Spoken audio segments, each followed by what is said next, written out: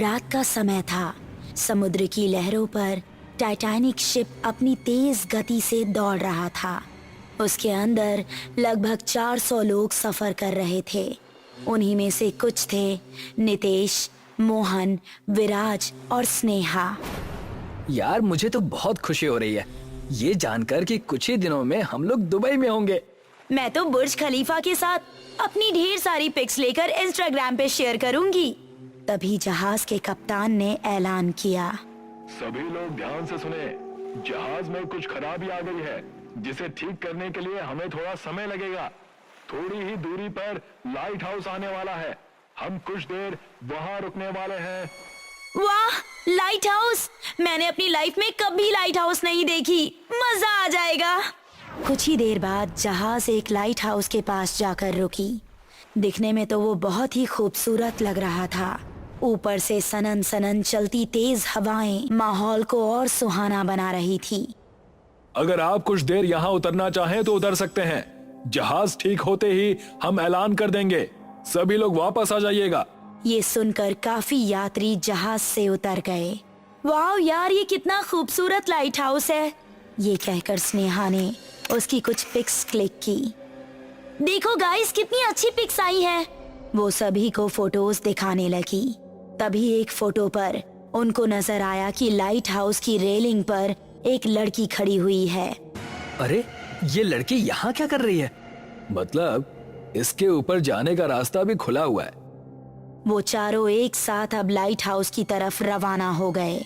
वाह, ये तो अंदर से भी एकदम चमचमा रहा है। अरे कोई है? हेलो। चलो चलो जल्दी से लैंटर्न रूम में चलते हैं। ऊपर से समुद्र का नजारा बहुत ही खूबसूरत लगेगा। गोल गोल सीढ़ियां ऊपर लैंटर्न की तरफ जा रही थी। कुछ ही मिनटों में वो चारों लैंटर्न रूम में पहुंच गए। चारों रेलिंग से समुद्र का नजारा देखने लगे। वो देखो, हमारा जहाज कितना छोटा लग रहा है यहाँ से। कितनी ठंडी और तेज हवाएं चल रही है यहाँ। वो चारों मस्ती में ऐसे मग्न हुए कि उनको टाइम का पता ही नहीं चला और नीचे जहाज चलने को तैयार हो चुकी थी। सभी यात्री जहाज पर वापस आ जाएं, हम बस निकलने ही वाले हैं। अरे बाप रे, ये जहाज तो बहुत जल्दी ठीक हो गया। चलो सब जल्दी से नीचे चलो। जब वो नीचे पहुँचे तो उनको बाहर जाने का दरवाजा बंद दिखाई दिया।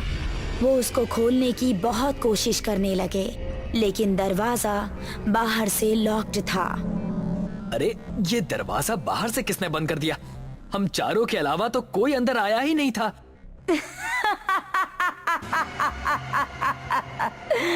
अब तुम लोग यहाँ से वापस नहीं जाओगे।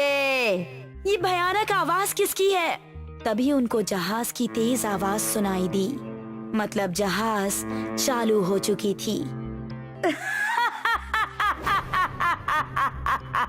खोलो यार, जहाज चल पड़ी है। कुछ ही देर में वहाँ बिल्कुल शांति हो गई और दरवाजा धड़ाम से खुल गया। दूर दूर तक जहाज कहीं नजर नहीं आ रहा था। अरे यार, अब तो हम यहाँ फंस कर रह गए। कैसे निकलेंगे हम यहाँ से? देखो यार, फंस तो हम चुके हैं, लेकिन ज्यादा स्ट्रेस लेंगे तो और परेशानी बढ़ेगी। भलाई इसी में है कि हमें यहाँ रुककर किसी दूसरे जहाज के आने का इंतजार करें। हम सभी एक साथ रहेंगे। वो आवाज किसकी थी ये पता नहीं चला अभी। तभी मोहन की नजर लाइट हाउस के टॉप पर पड़ी। एक लड़की रेलिंग पर अपने दोनों पैरों को लटकाए बैठी उन्हीं को देख रही थी। वो देखो। सभी ने एक साथ ऊपर देखा तो वहाँ कोई नहीं था। अबे क्या हुआ, क्यों चीख रहा है? वहाँ कुछ। वो चारों लोग अंदर चले गए। आज रात हम आराम से सो जाते हैं, सुबह उठकर डिस्कस करते हैं कि क्या करना है। ये तय कर वो चारों थोड़ी थोड़ी दूरी पर सो गए। रात के अभी कुछ ही पहर हुए थे कि दरवाजे पर किसी ने दस्तक दी। अरे ये दरवाजे पर कौन है? उसने नजर दौड़ाई तो पता चला कि स्नेहा वहाँ नहीं थी। शायद स्नेहा ही होगी। उसने उठकर दरवाजा खोला तो वहाँ कोई नहीं था। अरे यहाँ तो कोई नहीं है। मैं यहाँ हूँ। ये आवाज सुनकर मोहन लाइट हाउस से निकल गया। कुछ ही दूरी पर उसको स्नेहा किनारे पर बैठी हुई नजर आई। वो उसकी तरफ बढ़ गया। इस तरफ असली स्नेहा बाथरूम के अंदर से निकली और वापस अपनी जगह पर जाकर सो गई। अरे स्नेहा, तुम यहाँ क्या कर रही हो? तुम्हें ठंड नहीं लग रही यहाँ पर?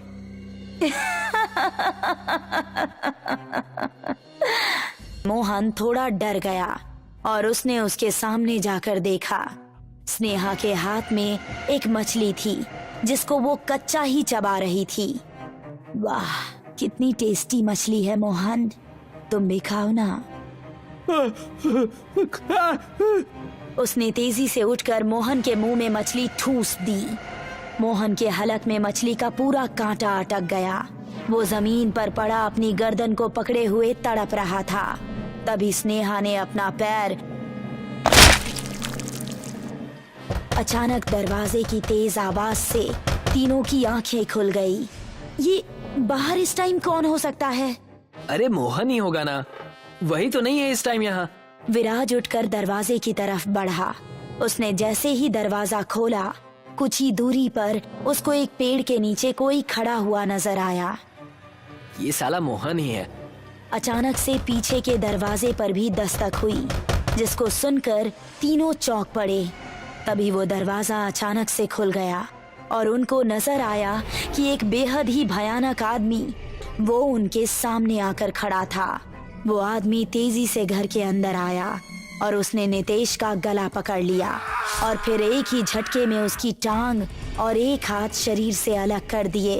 ये देखकर विराज और स्नेहा की चीख निकल गई। वो दूसरे दरवाजे से बाहर निकले तो जिस आदमी को अभी तक वो मोहन समझ रहे थे, वो विराज पर झपट पड़ा। उसने विराज की गर्दन पकड़कर इतनी जोर से दबाई कि वो धड़ से अलग हो गई। नहीं! स्नेहा चिल्लाई और वापस लाइट हाउस के अंदर ही घुस गई। वहाँ नितेश की लाश पड़ी थी और उसके पास ही एक चुड़ैल भी खड़ी थी।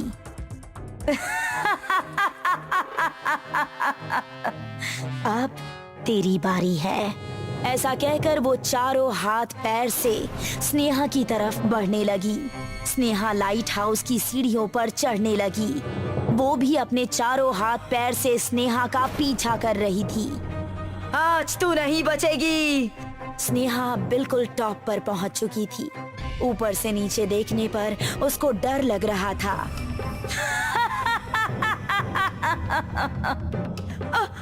अब मुझे मरने से कोई नहीं बचा सकता। तभी उसकी नजर समुद्र के किनारे पर पड़ी। एक बोट तेजी से लाइट हाउस की तरफ आ रही थी। उसके अंदर एक आदमी बैठा हुआ था। वो किनारे पर आया और चीखने लगा। क्या यहाँ कोई रुका है? अगर है तो बाहर आ जाए। कप्तान ने आपको लेने के लिए मुझे भेजा है। ये आवाज सुनते ही वो चुड़ैल और खुश हो गई। एक और शिकार आ गया। तुझे तो बाद में देखूंगी, पहले इसको खत्म कर देती हूँ। वो वापस सीढ़ियों से नीचे उतर गई और उस बोट वाले आदमी के पास पहुँच गई। उसने उस आदमी का गला पकड़ लिया। स्नेहा ने इस बात का फायदा उठाया और तेजी से गिरती पड़ती उस बोट तक पहुँच गई। उस चुड़ैल ने उस आदमी के सीने को चीर डाला। तभी उसकी नजर बोट में बैठी स्नेहा पर पड़ी। वो तेजी से स्नेहा की तरफ भागी। वो चुड़ैल अब उसके बिल्कुल करीब आ गई थी। उसने स्नेहा की बोट पर छलांग लगाई। तभी बोट स्टार्ट हो गई और स्नेहा तेजी से वहां से निकल गई। वो चुड़ैल किनारे पर ही रह गई। स्नेहा ने पूरी स्पीड से बोट को आगे बढ़ाया और उसने पीछे पलट कर देखा तो वो चुड़ैल अब उस आदमी के मांस को मजे से खा रही थी। नितेश, समीरा, मयंक और निहारिका दोनों कपल अपने सेकेंड हनीमून के टूर पर गोवा जा रहे थे। बस में उनके अलावा और भी बहुत से पैसेंजर थे। गोवा अभी 13 घंटे की दूरी पर है, इसीलिए आज रात बस एक गेस्ट हाउस पर रुकेगी और सुबह 7 बजे वहां से आगे चलेगी। थोड़ी देर बाद बस एक गेस्ट हाउस के गेट के सामने रुक जाती है। ड्राइवर ने बस गेट के अंदर ले ली। उसके बाद बस से उतरकर सभी ने वहाँ एक कमरा ले लिया। कॉरिडोर से एक रूम सर्विस बॉय हाथ में मेनू कार्ड लिए गुजर रहा था। तभी एक लड़की ने उसको रोक लिया। जरा सुनिए, आप कहाँ जा रहे हैं? मैम, मैं कस्टमर का ऑर्डर लेने के लिए जा रहा था। क्या आपको भी कुछ चाहिए? ये सुनते ही वो हंसने लगी और देखते ही देखते उसका चेहरा नीला पड़ गया, आंखें लाल लाल चमकने लगीं।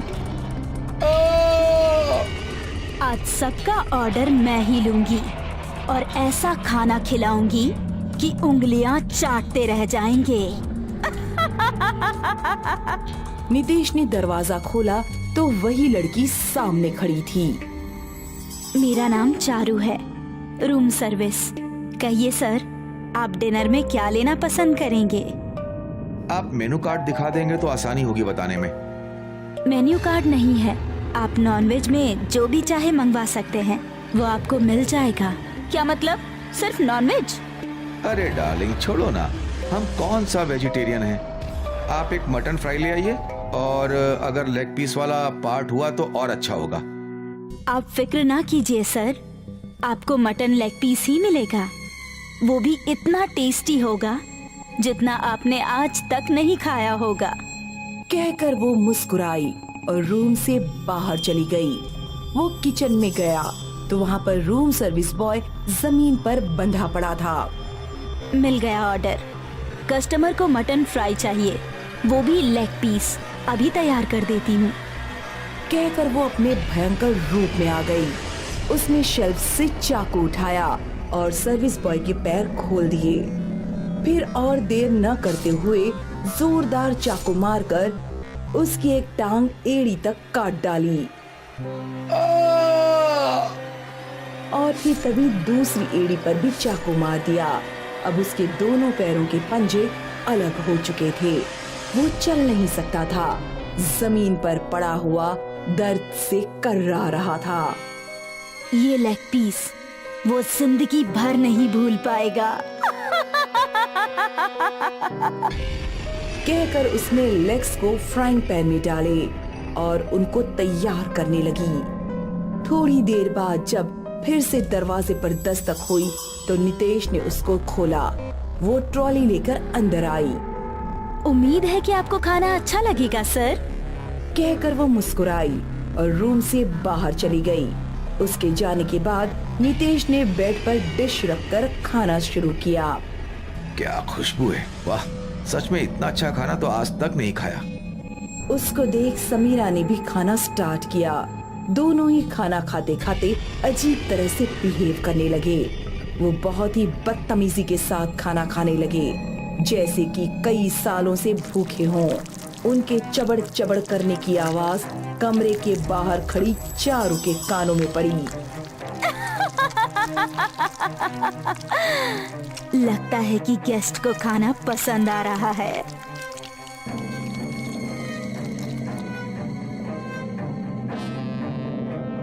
कहिए सर, आप डिनर में क्या लेना पसंद करेंगे? अगर यहाँ नॉनवेज हो तो मटन कोरमा चलेगा। क्यों नहीं सर, मैं अभी आपके लिए मटन कोरमा विद तंदूरी रोटी लेकर आती हूँ। कहकर वो फिर से किचन में पहुंची तो सर्विस बॉय वहीं पर पड़ा अभी भी दर्द से कर्रा रहा था। तू अभी तक मरा नहीं, चल तेरी परेशानी दूर कर देती हूँ। कहकर उसने शेल्फ से चाकू उठाया और उसकी आंखों में एक एक करके मारा। आंखें निकालकर उसने कढ़ाई में डाली, फिर उसके सीने में चाकू मारकर उसका दिल निकाल लिया। अब एक आखिरी चीख के साथ उसने दम तोड़ दिया और वो फिर से खाना तैयार करके मयंक और निहारिका के रूम में पहुंची। उनके कमरे में ट्रॉली छोड़कर वो वहां से चली गई। निहारिका अभी सिर्फ देख ही रही थी कि खाना कैसा है, लेकिन मयंक खाना शुरू भी कर चुका था। अब निहारिका ने रोटी तोड़कर थाली की तरफ हाथ बढ़ाया तो उसके निवाले में सबसे पहले सर्विस बॉय की आंख आ गई, जिसको देखकर वो डर गई और चिल्ला उठी और निवाला फेंक दिया। लेकिन मयंक को इससे कोई फर्क नहीं पड़ा, वो तो पागलों की तरह खाना खाए जा रहा था। मयंक, इसको मत खाओ, ये इंसानी मांस है। सुनकर मयंक ने जैसे ही उसकी तरफ देखा, मयंक की आंखें लाल लाल चमकती देख वो और भी ज्यादा डर गई और बेड से उठकर खड़ी हो गई। मयंक फिर से दरिंदों की तरह खाना खाने लगा। निहारिका कमरे से बाहर निकली तो चारू के साथ समीरा और नितेश उठ खड़े हुए, लेकिन वो दोनों भी अब भयानक दिख रहे थे। उनको देखकर वो डर गई और फिर रिसेप्शन की तरफ भागी। खाना तो खत्म हो गया, मुझे और खाना चाहिए। कहकर वो कमरे से बाहर निकला तो उसको चारू के साथ समीरा और नितेश खड़े नजर आए। अब तुम लोगों को कच्चा इंसानी मांस खाने से कोई नहीं रोक सकता। शुरू हो जाओ। ये सुनकर मयंक भी उनके साथ हो लिया और चारों भयानक हंसी हंसते हुए कॉरिडोर में घूमने लगे। वो एक एक कमरे में जाकर ठहरे हुए गेस्ट को मारते और उनका थोड़ा मांस खाकर उनकी बॉडी को कॉरिडोर में लाकर छोड़ देते। पूरे गेस्ट हाउस में अफरा तफरी मच गई और लोग अपनी जान बचाने के लिए इधर से उधर भागने लगे। निहारिका डरी हुई हालत में रिसेप्शन पर पहुंची। वहां पर रिसेप्शनिस्ट के साथ होटल का मैनेजर राजवीर भी खड़ा था। ये क्या चल रहा है आपके गेस्ट हाउस में? मेरे पति और एक कपल हैवान बन गए हैं। उनके साथ पता नहीं कौन चुड़ैल घूम रही है। आपके इतने सारे गेस्ट मारे जा चुके हैं और उनकी लाशें इधर उधर पड़ी हैं और आप यहाँ आराम से खड़े हुए हैं। हम अकेले कुछ नहीं कर सकते। मैंने चर्च से फादर को बुलवाया है, वो ही हमें इस चुड़ैल से बचा सकते हैं। कौन चुड़ैल? चारू हमारे ही गेस्ट हाउस में शेफ की पोस्ट पर थी। उसके हाथ का बना खाना सभी गेस्ट्स को पसंद आता था। कई गेस्ट तो अपनी बीवियों से लड़ झगड़ कर रोजाना यहाँ खाना खाने आया करते थे। पहले मुझे ये अच्छा लगता था, लेकिन बाद में मुझे ये बहुत ही अजीब लगने लगा। एक दिन मैं उस टाइम किचन में पहुंच गया जिस टाइम वो खाना बना रही थी। ये देखकर मेरे होश उड़ गए कि शेल्फ के पास जमीन पर एक आदमी मरा पड़ा था और वो उसी का मांस अपने खाने में इस्तेमाल कर रही थी। तब मुझे पता चला कि वो खाना बनाने के लिए इंसानी मांस का इस्तेमाल करती थी। मैंने उसको उसी दिन पुलिस में दे दिया। उसने जाते जाते यही कहा था कि अगली अमावस्या की रात को यहाँ वापस जरूर आएगी। कुछ दिन बाद मुझे पता चला कि उसने जेल में ही आत्महत्या कर ली है। फिर मैंने सारी बात फादर को बताई। उन्होंने बताया कि उसकी आत्मा अमावस्या की रात यहाँ आएगी और उसको तभी कैद किया जा सकता है। तो अभी वो फादर कहाँ हैं? उनको आप बुलाते क्यों नहीं हैं? मैंने फादर को बुलाया था। उन्होंने कहा था कि वो 12 बजे से पहले आ जाएंगे, लेकिन पता नहीं अभी कहाँ पर है। मैं आ गया हूँ राजवीर, बताओ वो चुड़ैल कहाँ पर है? वो मेरे पति और 2 पैसेंजर्स के साथ कॉरिडोर में घूम रही है और लोगों को मार रही है। तभी उनको सामने से चारू और बाकी तीनों आते हुए नजर आए। फादर उनके सामने गए और उन्होंने पहले मयंक, समीरा और नितेश पर अपनी बोतल से लाया चर्च का पानी छिड़का। वो तीनों एकदम ठीक हो गए। इस पादरी को यहाँ से भगाओ! कहकर वो भागकर कमरे में चली गई। उसके पीछे फादर और बाकी के सभी लोग भी उसी कमरे में पहुंच गए। फादर बाइबल पढ़ते जा रहे थे और चारू अपने कानों पर हाथ रखे कमरे में इधर से उधर भाग रही थी। पादरी, अपनी जुबान बंद कर दे, वरना मैं तुझे नहीं छोड़ूंगी। चारू, मैं तुमको हुक्म देता हूँ कि तुम इस गेस्ट हाउस को छोड़कर चली जाओ, वरना मुझे मजबूरन तुमको कैद करना पड़ेगा। नहीं पादरी, मैं इस गेस्ट हाउस को छोड़कर कभी नहीं जाऊंगी। अगर तुमको मंजूर नहीं है तो ठीक है, अब तुमको कैद करना ही पड़ेगा। कहकर फादर ने उस पर पानी छिड़का। वो चिल्लाई और धुआं बनकर ऊपर उठी। तभी फादर उस बोतल को उसके करीब ले गए और वो उसी बोतल के अंदर समा गई। फादर ने जल्दी से उसका ढक्कन लगाया और बोले, अब ये हमेशा के लिए इस बोतल में कैद होकर रहेगी। इसको रात 3 बजे जमीन में दफना देना, फिर ये कभी वापस नहीं आ सकेगी। कहकर फादर ने बोतल राजवीर को दी और वहाँ से चले गए। ठीक 3 बजे मैनेजर ने वो बोतल रिसेप्शनिस्ट को दे दी। इसको ध्यान से पीछे गार्डन में गाड़ दो, फिर ये कभी वापस नहीं आ पाएगी। रिसेप्शनिस्ट बोतल लेकर चुपचाप गेस्ट हाउस के पीछे गई। और फिर वहाँ जाकर जोर जोर से हंसने लगी। इन बेवकूफों को पता नहीं कि चारू मेरी बहन थी, जिसकी मौत का बदला लेने के लिए ही मैं इस गेस्ट हाउस में आई हूँ। मैं उसको कैसे दफन कर सकती हूँ?